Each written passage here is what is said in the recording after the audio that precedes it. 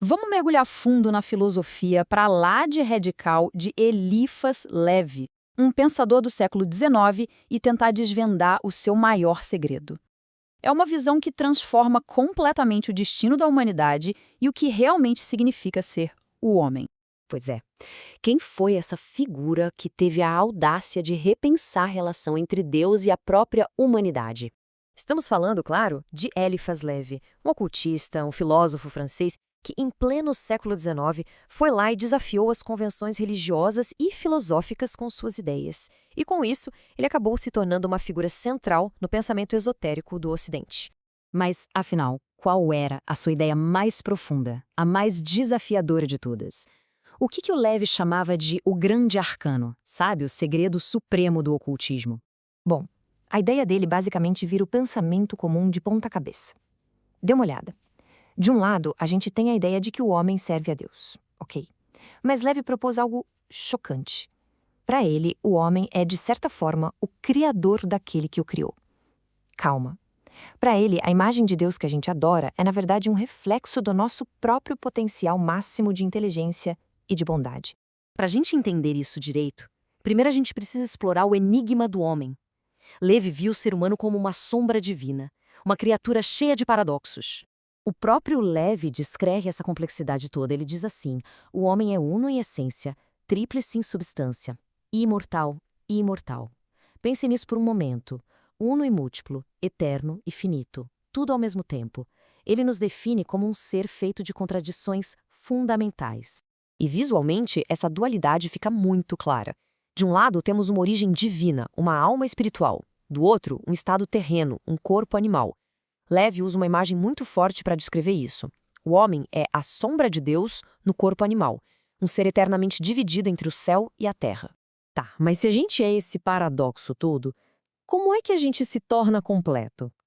Para Levi, a chave não está do lado de fora, não. Está dentro da gente. É o poder da vontade, a arte da autocriação. E para Levi, a vontade é muito mais do que um simples desejo, sabe? É o poder criativo fundamental que existe em cada um. É a força que transforma o caos que está dentro da gente em ordem e a crença em realidade. Quando a gente direciona bem essa força, ela se torna praticamente onipotente. Essa distinção aqui é crucial. Os animais, eles simplesmente vivem guiados pelo instinto. Mas para o ser humano, segundo Levi, a vida é uma ciência.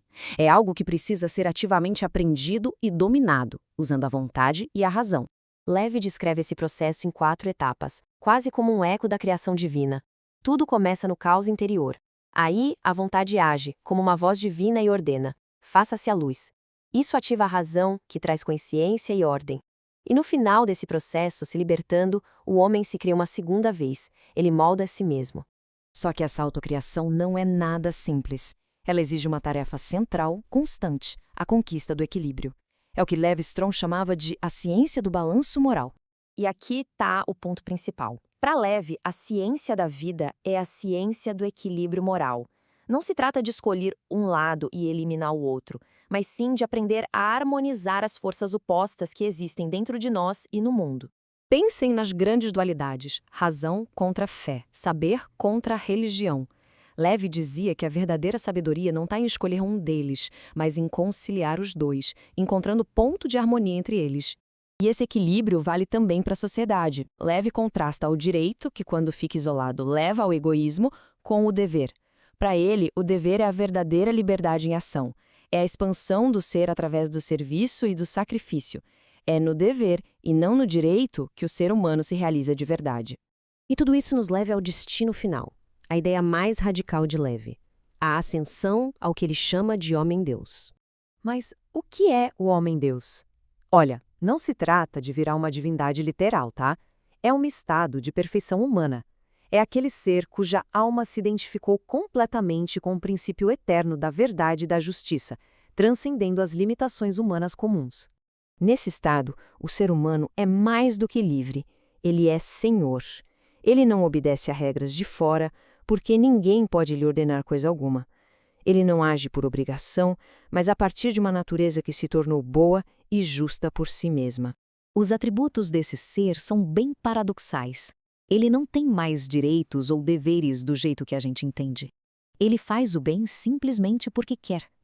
O sacrifício não é um fardo, mas um luxo, a magnificência do coração. A sua própria liberdade se torna a lei divina em ação. Então, qual é o legado de uma ideia tão radical como essa? O que a gente pode tirar disso hoje em dia? No fundo, a visão de Levi nos desafia a olhar para o nosso próprio potencial. Ela sugere que o nosso destino não é algo que a gente deve aceitar passivamente. Pelo contrário, é algo que a gente deve criar ativamente, usando a nossa vontade, a nossa razão e essa busca incansável pelo equilíbrio. E Levi fecha com a sua citação mais provocadora, dando um novo significado para a promessa da serpente lá no Éden. Para ele, sereis como deuses, não é uma maldição, mas o chamado final da humanidade, alcançar a soberania moral e se tornar mestre do próprio destino. Obrigado por nos acompanhar nesta análise.